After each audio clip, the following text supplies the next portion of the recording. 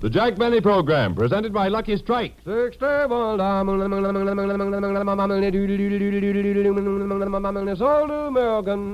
your own taste and throat be the judge. For smoothness and mildness, there's never a rough puff in a Lucky Strike. For smoothness and mildness, there's never a rough puff in a Lucky Strike. Yes, let your own taste and throat be the judge. For smoothness and mildness, there's never a rough puff in a Lucky Strike. And that's because LSMFT. LSMFT. Lucky Strike means fine tobacco. Fine, light, naturally mild tobacco that gives you smoothness and mildness in every Lucky you smoke. And no wonder. For years, Lucky Strike has maintained the largest and most complete cigarette research laboratory in America. Tobacco is analyzed both before and after it is bought. Yes, prior to the auctions, the buyers for Lucky Strike send sample leaves from all tobacco-growing areas to the great Lucky Strike Research Laboratory in Richmond, Virginia, for scientific analysis to help determine which tobaccos are really fine, light, naturally mild. And this is only one phase of the constant year-round research program that makes possible the unconditional guarantee you find on every pack. In all sincerity, we ask you to check the cigarette you are now smoking.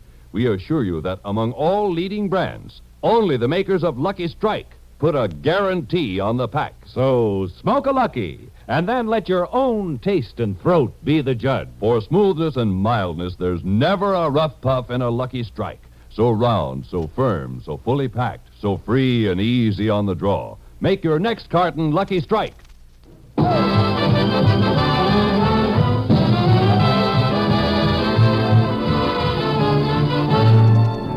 The Lucky Strike program, starring Jack Benny, with Mary Livingston, Phil Harris, Rochester, Dennis Day, and yours truly, Don Wilson.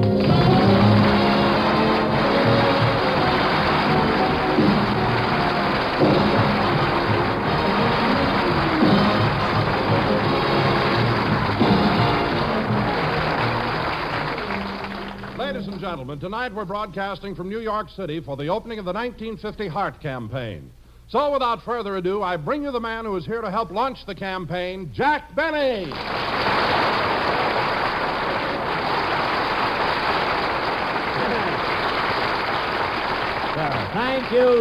Thank you. Hello again, this is Jack Benny talking, and ladies and gentlemen, as Don said, we are here to help raise money for the 1950 Heart Campaign. It's a very worthy charity, and everyone should donate as much as possible. Well, Jack, do you think everyone will make a donation? Don, if I'm giving, how can anyone refuse? But tell me, Don, have you been doing anything exciting since we've been here? Oh, I certainly have, Jack. I've seen several shows, and I've been to some nightclubs, but early Wednesday morning, I got the biggest thrill of all. The government invited me to come to Norfolk, Virginia. Really? Why? Well, I don't know, but when I got there, they took off my clothes, pushed me in the ocean, the tide went up, and the mighty mole floated away.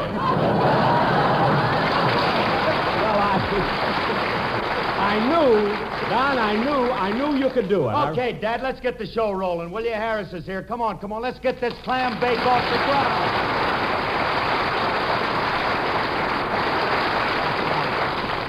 Hiya, Jackson. Well, if it isn't dear hearts and drunken people.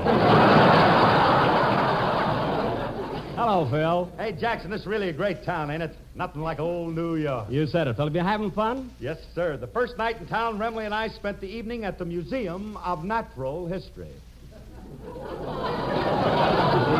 Phil, the museum And of... the next night, we went to Carnegie Hall. Thursday night, Grant's Tomb. Friday night, the Planetarium. And last night, we conducted on a tour through the Botanical Gardens. Phil, do you mean that you and Remley have been spending your evenings in such places as Carnegie Hall, the Museum of Natural History, and the Botanical Gardens? No, but Alice might be listening in, and I want to get out again tonight.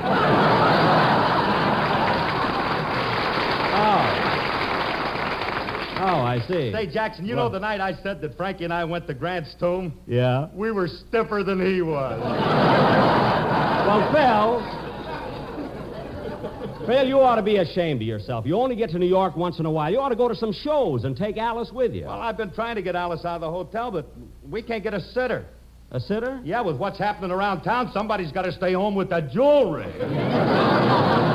You're darn right. I got a man at home watching my cufflinks now. You know. Oh, say, Phil. Oh, hiya, Donzelberg. Phil, I don't recognize any of the musicians you have here. This isn't your regular band, is it? No, Don. You see, I left my boys in Los Angeles. These are some of the musicians I picked up. No, I see. They sounded pretty good, Phil. Well, they ought to. I got the brass section from Guy Lombardo, the rhythm section from Jimmy Dorsey, and the harpist sitting up there. I got her from Phil Spitalny. Spitalny? Well, that certainly should add a lot of... Wait a minute, Phil. Phil, there's no harpist here. What? Well, what do you... All right, fellas, where is she? Where is she?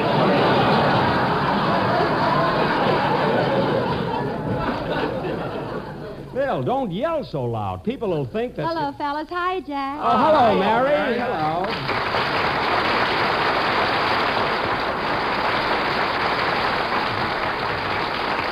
Well, did you hear that applause, Mary? Everybody's glad to see you. Oh, yes, Jack. It makes me feel just wonderful. Say, Mary, I haven't seen you since you got in town. You been having fun? Oh, yes, Donna. I've been to a lot of shows. Lost in the Stars, The Enchanted, The Happy Time, and I went to some nightclubs, too. Oh, which ones, Mary? Well, I went to Leon and Eddie's, the Historic Club, the Versailles, El Morocco, and last night Jack took me to Cronkite Rendezvous.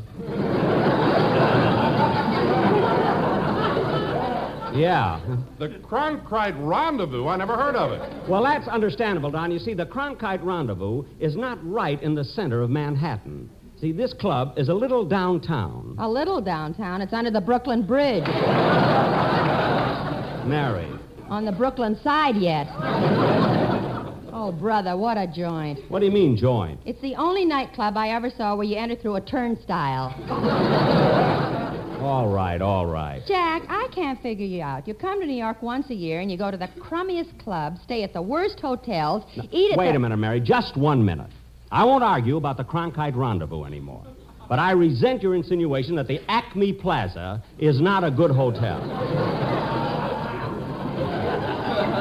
Oh, Jack, how can you stay at a hotel that caters to such awful people? Awful. What's wrong with the people at the Acme Plaza? The water shortage was on for 6 weeks before anybody there found out about it.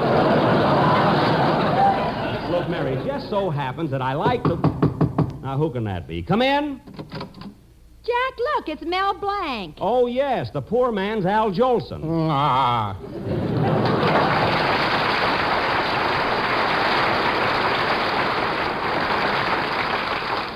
Okay, Mel, you can go now. Go. Yes, you came in, you did your bit, you got your laugh, now go. But back in Hollywood, you said if I came to New York, you'd give me a big part in your program. I'm sorry, we haven't got time for it now. But I sold my furniture and hucked my watch to raise the money to come here. Mel, I look. bought a train ticket. I said goodbye to my wife and kids. Traveled 3,000 miles, and for what? Just to say, Mel, you better go. I won't go. Back in California, all my friends are sitting by the radio Mel. waiting to hear me on your program, and all I get to say is, Well, I won't go. Do you hear? I won't. I won't. I won't. But, Mel, I don't need an imitation of Jolson. Mel! You can't do this to me. Not after all I've done for you. I even went to the trouble to get you a due bill at the Cronkite Rendezvous. Mel, go already. Just a second, Jack. Huh? Did you have the nerve to get a due bill to that awful nightclub? Mary, believe me, there's nothing wrong with that club. The atmosphere is nice and the food there is wholesome. I said wholesome!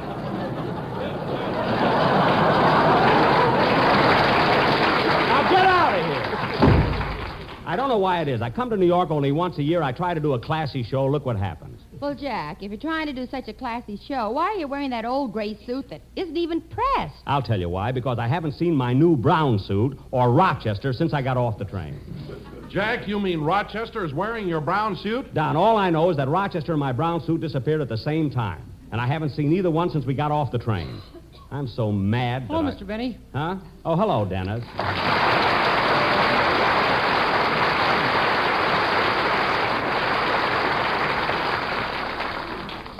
I'm so mad that for 2 pins... I'd like to talk to you, Mr. Benny. Later, kid.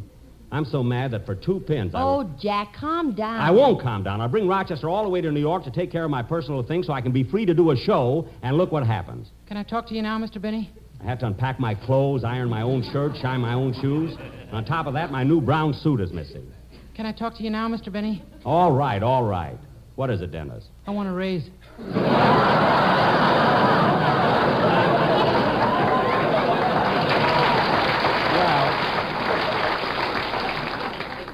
Well, that does it. Dennis, why did you wait till we got to New York to ask me for a raise? Because last night I took a walk in the park and there's ice on the statue of Nathan Hale. There's ice On the statue of Nathan Hale? What's that got to do with it? My mother said you give me a raise when Hale freezes over.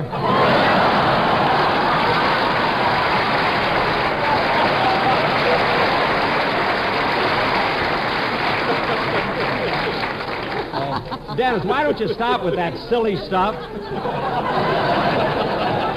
Dennis, stop with that silly stuff and do your song. Okay, but how about my raise? Forget the raise. You're making plenty of money with your 2 shows and your personal appearance. Dennis, are you making a personal appearance? Yeah, Mr. Benny booked me into the Cronkite Rendezvous. The Cronkite Rendezvous, that's funny. I saw the floor show last night, Dennis, but I didn't see you. Oh, I was stuck in the turnstile. Look, Dennis, just sing your song, will you? Yes, sir. Meanwhile, I'm going out in the hall and get a glass of water. I'm thirsty, too. I'll go with you. Come on. So long.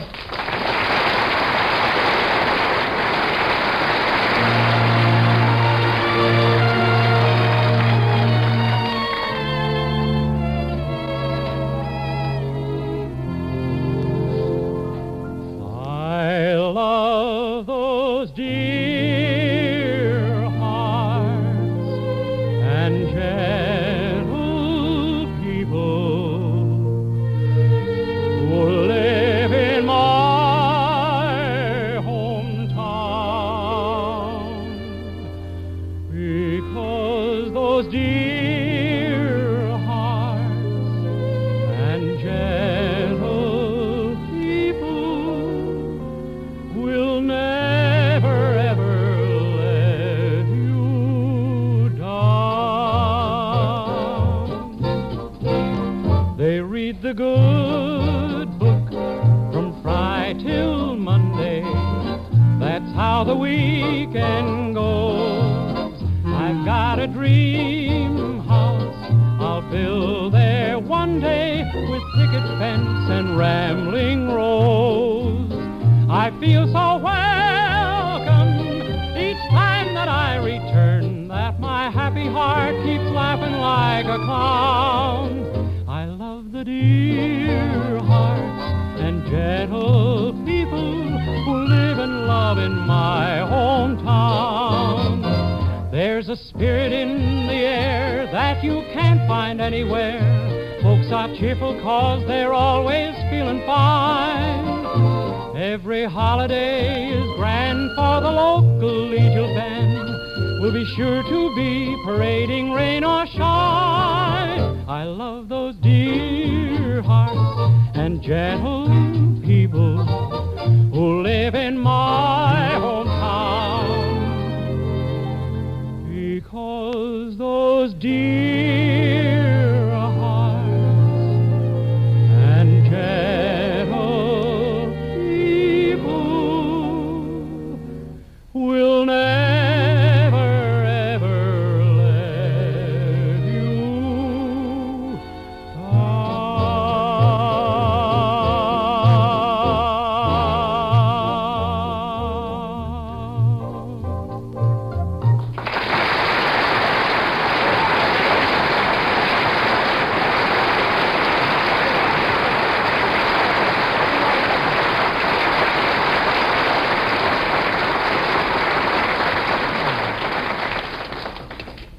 Gee, I was thirsty. Me, too. We better get back. Dennis just finished a song. Oh, you go in, Mary. I want to get a package of cigarettes. There's a machine over there.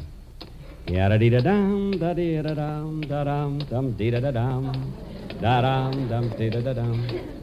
Gee, what a fancy cigarette machine. Hey, Bud. Bud, Huh? come here a minute.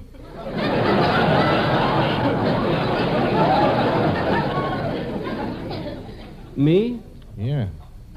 What are you doing? I'm getting a package of cigarettes. What kind? Lucky Strike. Smart boy. Huh? You're putting your dough on a favorite. And look at the odds. The odds? With men who know tobacco best, it's Lucky's 2-1. I know. And another thing. What? Come here a minute.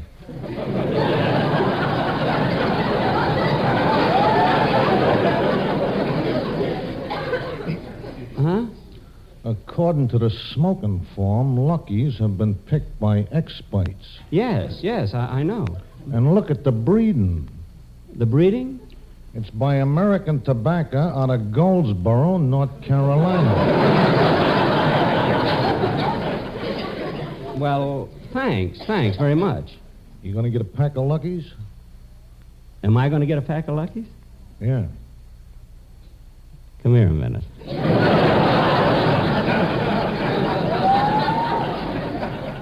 Huh?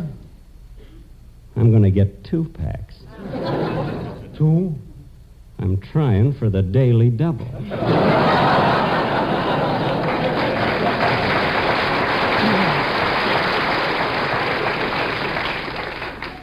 Smart boy. See you later.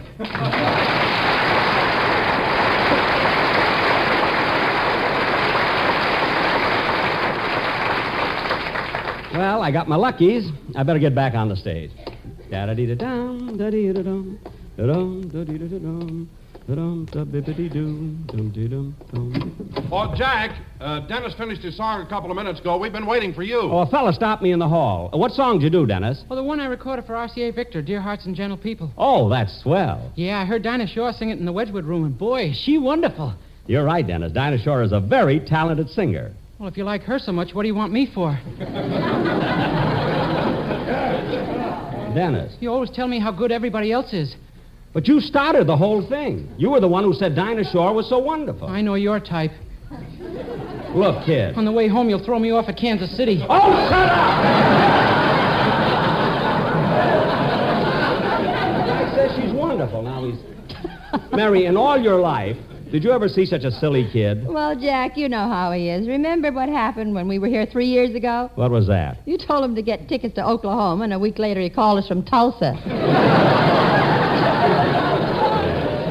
Anyway, I don't know why I let him bother me when I got other things to worry about, like Rochester, for instance. I can't understand why he wouldn't... Hey, wait a minute. I just thought of something. I got a phone number here that he... I'll bet I'll find him there. Here it is. Mary, hand me the phone. Here you are. Thanks. Now, Jack, don't get too mad at him. Leave it to me, Mary.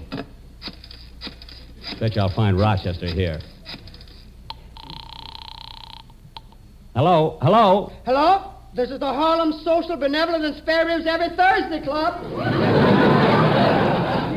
I'm looking for Rochester. Is he there? Come again? I'm looking for Rochester Van Jones. He works for me. Are you Mr. Benny? Yes. Uh-oh. What do you mean, uh-oh? Is Rochester there or not? Well, this place was on his itinerary, but as soon as he won, he left. He won? Yeah. But next time, we won't be so sympathetic. What do you mean, sympathetic? When Rochester came through the door on one knee, we thought he was hurt. So the benevolent members of our club knelt down to see what was the matter. Uh-huh. And before we could diagnose the case, we were in a game of Harlem Canasta.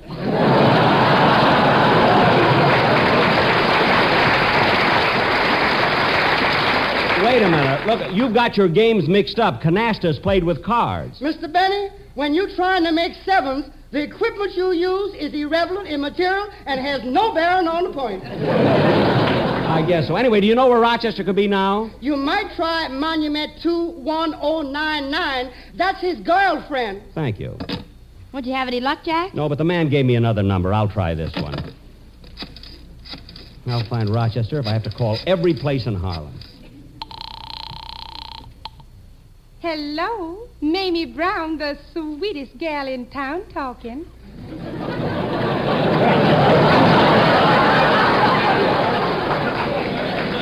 Miss Brown, this is Jack Benny. Oh, Look, I'm trying to get in touch with Rochester. Is he there? he was here.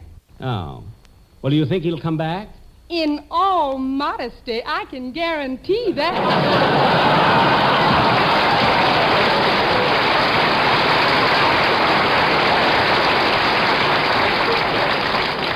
Well, when he returns, will you please tell him to call my hotel, and you can also tell him I'm stopping his salary. Oh, that ain't gonna bother him. He now owns the building that houses the Harlem Social, Benevolent, and Spare Ribs Every Thursday Club. Oh, yes, I heard about that. He wins from everybody, doesn't he? Yeah. When I opened the door and he came in on one knee, I thought it was a proposal. Oh. Well, where do you think I can reach him now? Well, he left a number here, Lehigh 41598. Lehigh 41598. Is that another girl? If it is, I'm going to cut your brown suit to ribbons.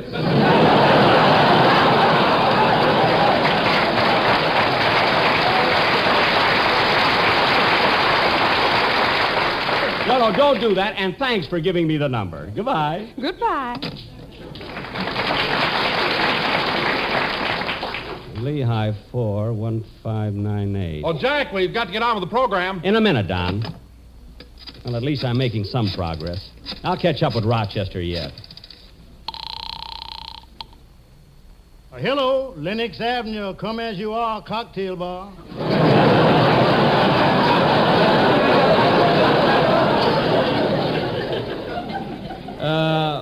Now, look, Mr. David Copperfield speaking. Well, look, David, I'm trying to get in touch with Rochester Van Jones. Uh-oh. This is Jack Benny. You heard me, didn't you? But what about Rochester? Is he there? No, he just left. Oh, then he can't be very far. Well, I don't know. It's amazing how he gets around on one knee. Oh, he won from you, too, huh? Yeah, and please make this short. I'm cold standing here without my pants. Well, I'm not interested in that. When Rochester left, did he leave a number? No, sir. He made every one of them. Well, never mind. Thank you. Goodbye. You can't find him, eh, Jack? No. And David Copperfield didn't know where he was either. Who? Never mind. You wouldn't believe it, Mary. I don't know where else. I'll get it. Hello? Hello, boss. Where you been all week?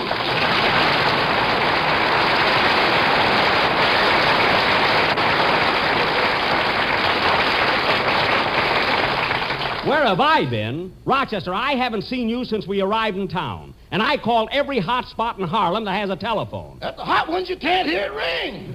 I don't doubt that. Now, look, you knew there was a lot of unpacking to do, and my clothes had to be pressed. Now, when you got off the train, where did you go? Boss, when I left the railroad station, I went right to the door of your hotel, ready to work. Uh-huh. And just as I was about to enter, a black cat crossed my path.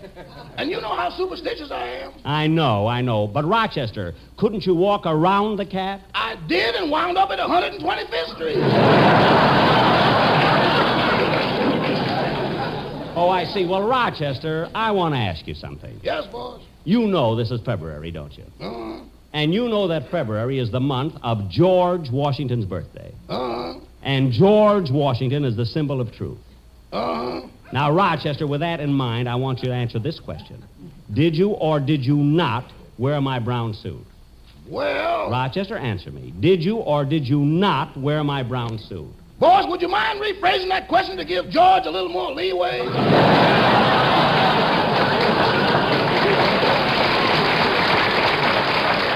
I'm not rephrasing anything, and I haven't time to argue with you. Where are you right now? Just a minute. What's this address here, Sugar? 31 Lenox Avenue, honey. 31 Lenox Avenue, honey. Rochester, who are you talking to? Is that Mamie Brown, the sweetest gal in town? No, this is Rebecca of Sunnybrook Farm.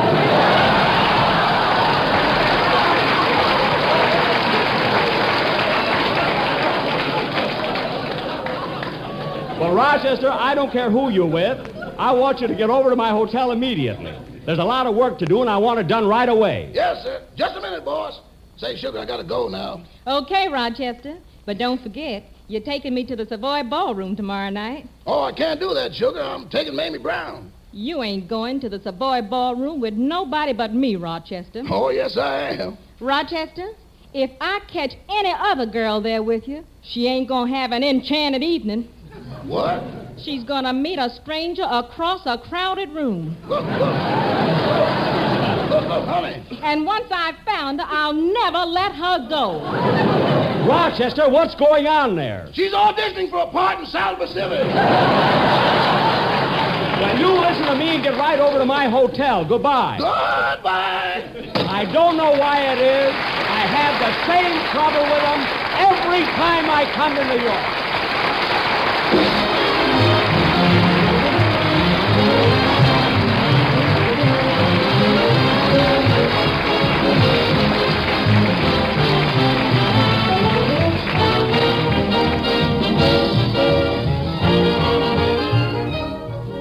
Ladies and gentlemen, as we mentioned at the start of the program, we are here for the opening of the 1950 Heart Campaign. And so at this time, I would like to introduce Dr. H.M. Marvin, President of the American Heart Association. Dr. Marvin.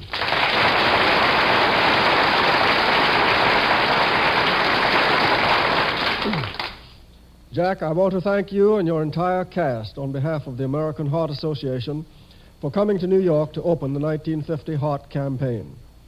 Heart disease is our greatest challenge because it takes more lives than any other illness and causes tremendous disability. In radio, you have a sponsor to back your show. The American Heart Association, however, must count on the American public to back its program. The need is very great, and in order to meet it, we have set a goal of $6 million to be used for research, for education, and for community service. The dollars contributed by the tremendous audience now listening to this broadcast could assure the success of this campaign. We are confident that the public will give its support wholeheartedly. With your permission, Jack, I'd like to suggest that the listeners to this program be asked to send their contributions directly to you, Jack Benny, at Box 500, New York City. Thank you, Doctor.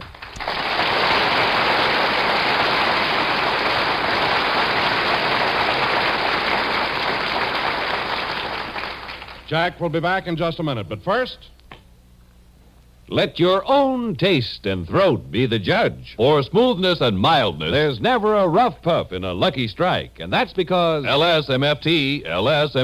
Lucky Strike means fine tobacco. Fine, light, naturally mild tobacco. Listen to the words of a tobacco expert, Mr. Charles Thomas Randolph, an independent tobacco buyer from Kinston, North Carolina. Recently, he said, I've been learning about tobacco for 31 years, and during that time I've seen the makers of Lucky Strike buy fine quality tobacco, the kind of tobacco that's bound to make a real good smoke. I've smoked Lucky's myself for 23 years. Millions of smokers, including the famous movie and television star Robert Montgomery, take a tip from the tobacco experts and smoke Lucky Strike. Just recently, the popular Robert Montgomery said, Lucky's are really smooth. That's why I smoke them regularly. Yes, every regular Lucky Strike smoker knows there's always smoothness and mildness in every puff. So for your own real deep-down smoking enjoyment, light up a Lucky. Let your own taste and throat be the judge. There's never a rough puff in a Lucky Strike. Get a carton today.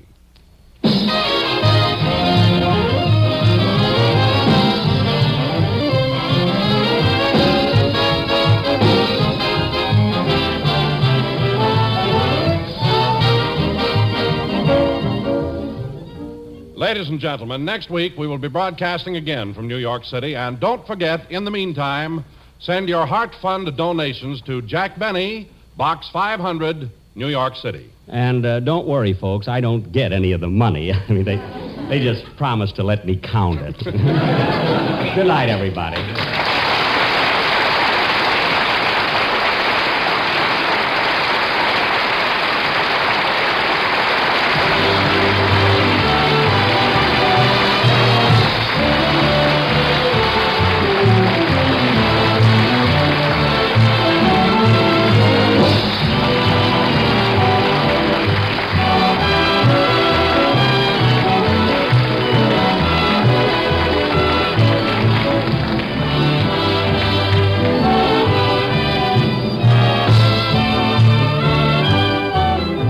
Ladies and gentlemen, don't forget, send your Heart Fund donations to Jack Benny, Box 500, New York City. Be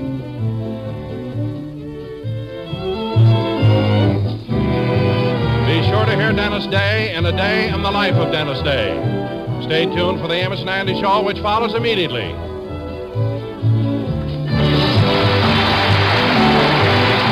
This is CBS, the Columbia Broadcasting System.